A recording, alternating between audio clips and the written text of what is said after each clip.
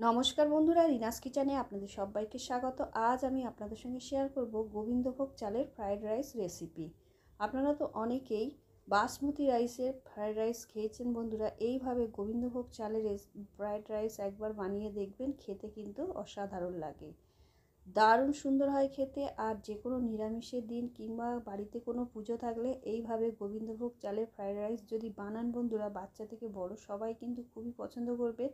আর এই fried rice এতটাই tasty হয় যে এর সঙ্গে অন্য কিছু রেসিপি না থাকলেও হবে, শুধুই কিন্তু খাওয়া হয়ে যাবে। যদি আমি যেভাবে বানিয়েছি সেইভাবে যদি বানান তাহলে কিন্তু খেতে দুর্দান্ত লাগবে। আর কিভাবে এই রেসিপি তৈরি করেছি আর কি উপকরণ ব্যবহার করেছি সম্পূর্ণ ভিডিওটা দেখতে থাকুন। আর ভিডিওটা ভালো লাগলে অবশ্যই একটা লাইক করবেন আর চ্যানেলটা সাবস্ক্রাইব করে পাশে থাকবেন। আর এইভাবে গোবিন্দভোগ চালের রেসিপি ফ্রাইড রাইস অবশ্যই বানিয়ে খাবেন বাড়িতে।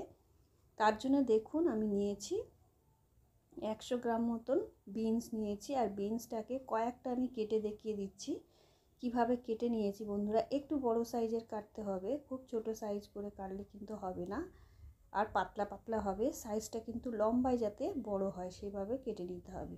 দেখতে পাচ্ছেন ঠিক কিভাবে আমি কেটে নিচ্ছি, এইভাবে বিনসগুলোকে কেটে নিতে হবে। আর সবজিটা আপনারা আপনাদের পছন্দ মতন দেবেন, এতে কিন্তু বেশি পরিমাণে সবজি দিলেও কিন্তু খেতে খুবই ভালো লাগবে। যারা সবজি খেতে খুবই পছন্দ করেন তারা বেশি পরিমাণে দিতে পারেন, আর যারা খেতে পছন্দ করেন না তাদের যেটা পছন্দ সেই হিসেবে অল্প করে এতে ব্যবহার করতে পারেন। দেখুন বন্ধুরা, এইভাবে সমস্ত বিনসগুলো আমি কিন্তু কেটে নেব। আর বিনসগুলো আগে থেকেই ভালো করে পরিষ্কার করে ধুয়ে নিয়েছিলাম। দেখতেই পাচ্ছেন এইভাবে লম্বা লম্বা করে পাতলা পাতলা করে কেটে নিয়েছি। এবারে বিনসগুলো দেখতেই পাচ্ছেন কতটা বিনস নিয়েছি, আমি একটু বেশি পরিমাণেই ব্যবহার করব সবজিগুলো, যেহেতু আমরা সবজি খেতে খুবই পছন্দ করি। আর একটা বড় সাইজের গাজর নিয়ে নিয়েছি, আর গাজরটাকে আগে গোল গোল করে কেটে নিয়েছি। দেখতেই পাচ্ছেন ঠিক আলু ভাজার মতন কেটে নিচ্ছি লম্বা লম্বা করে। খুব কিন্তু মোটা করলে চলবে না, একটু পাতলা, খুব পাতলা আবার নয় আর খুব মোটাও নয়, ঠিক মাঝারি ধরনের কিভাবে কেটে নিচ্ছি দেখতেই পাচ্ছেন। এইভাবে সমস্ত গাজরটাকে আমি কেটে নেব। গাজরটাকেও আমি আগে থেকে ধুয়ে ভালো করে ছাড়িয়ে পরিষ্কার করে নিয়েছিলাম। এবারে নিয়ে নিচ্ছি খানিকটা কড়াইশুঁটি, প্রায় 1 কাপের মতন হবে কড়াইশুঁটি, আগে থেকে ছাড়িয়ে ধুয়ে পরিষ্কার করে রেখেছিলাম। আমি এতে ব্যবহার করব খানিকটা আদা। দেখতেই পাচ্ছেন কতটুকু আদা নিচ্ছি। আদাটাকে কিন্তু আমি এইভাবে একটু কুচিয়ে নেব, যতটা ঝিরিঝিরি করে কাটা যায় সেইভাবে কিন্তু আদাটাকে কুচিয়ে নিতে হবে। আদাটা দিলে কিন্তু এর টেস্টটা খুবই ভালো আসবে বন্ধুরা, আদাটা অবশ্যই দেবেন। দেখতেই পাচ্ছেন কিভাবে আদাটাকে আমি কেটে নিলাম, একদম ঝিরিঝিরি করে কেটে নিয়েছি। এবারে গোবিন্দভোগ চাল নিয়ে নিয়েছি, চালটা আমি মেপে নিচ্ছি। এই কাপ মেপে চাল নিচ্ছি, যে কাপ মেপে আমি চাল নেব সেই কাপ মেপেই কিন্তু আমি জলটা দেব। জলটা খুবই গুরুত্বপূর্ণ। জলটা কম বা বেশি হলে, কম হলে তবু পরে দেওয়া যাবে, কিন্তু কিভাবে দেবেন সেটাও আমি বলে দেবো, কিন্তু বেশি হলে এটা কিন্তু ঝরঝরে হবে না। 3 কাপ চাল আমি ভালো করে আগে থেকেই ধুয়ে পরিষ্কার করে নিয়েছি। আর দেখুন ওভেনে একটা কড়াই বসিয়ে দিয়েছি, আর খানিকটা সাদা তেল আর 1 চামচ ঘি এর মধ্যে দিয়ে দিলাম। ঘিটা দেওয়ার জন্য টেস্টটা কিন্তু খুবই ভালো আসবে, অবশ্যই ঘি দেবেন। আর বিনসটা আগে দিয়ে দিলাম, তারপরে গাজরের টুকরোগুলো দিয়ে দিলাম। দিয়ে এগুলোকে খুব বেশি লালচে করে ভাজার দরকার নেই, মোটামুটি একটু কালারটা চেঞ্জ হবে, কিন্তু এটা সিদ্ধ হয়ে যাবে। দেখতে কিন্তু মনে হবে যেন কাঁচা কাঁচা রয়েছে, কিন্তু ভালো মতন সিদ্ধ হয়ে যাবে, সেইভাবে কিন্তু আমি ভেজে নেব। প্রয়োজনে একটু ঢাকা চাপা দিয়ে ভেজে নেবেন। আমি যেমন 2 মিনিট ঢাকা দিয়ে একটু রান্না করে নিয়েছিলাম, তাতে একদমই কিন্তু গাজর আর বিনসটা আমার সিদ্ধ হয়ে গেছে, কিন্তু দেখতেই পাচ্ছেন এর কালারটা কিন্তু চেঞ্জ হয়নি, একদম হালকা একটু কালার চেঞ্জ হয়েছে। এইভাবে যখন ভাজা হয়ে যাবে তখন তেলটা থেকে ছেঁকে ছেঁকে বিন আর গাজরটাকে আমি তুলে নেব।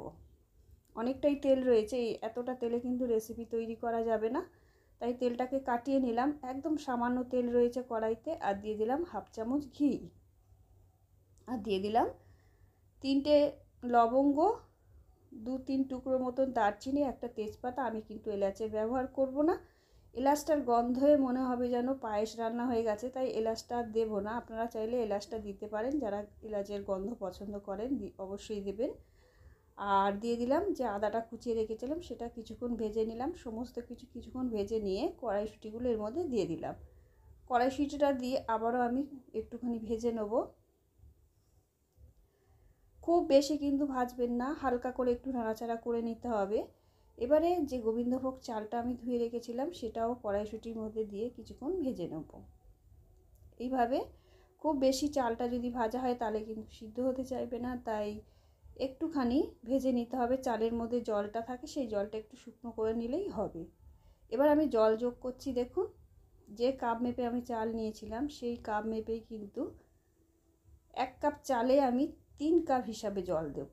তাহলে আমি 3 কাপ চাল দিয়েছি, আমি এখানে জল ব্যবহার করব 9 কাপ। প্রথমে আমি 6 কাপ দিলাম, দিয়ে একটু নাড়াচাড়া করে নিলাম। আর একটা কথা বলে নিই, যারা নতুন চাল ব্যবহার করবেন, সিদ্ধ হতে খুব বেশি সময় লাগে না, তারা কিন্তু জলের পরিমাণটা হাফ কাপ কিংবা 1 কাপ কম দেবেন, 8 কাপ করবেন।